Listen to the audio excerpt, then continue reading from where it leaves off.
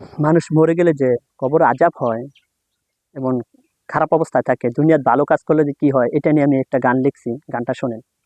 কে যাহো রে ওরে মমিন ভাই, আমার জন্য একটুখানি দোয়া কইরা যাও তুমি। কে যাহাও রে, কবরেতে আছি একা, আছি বিপদে, ভয়ঙ্কর সাপে কামড়ায় আজাব হইতাছে। কবরেতে আছি একা, আছি বিপদে, ভয়ঙ্কর সাপে কামড়ায় আজাব হইতাছে। তুমি কে যাহাও রে ওরে মমিন ভাই, আমার জন্য একটুখানি দোয়া কইরা যাও।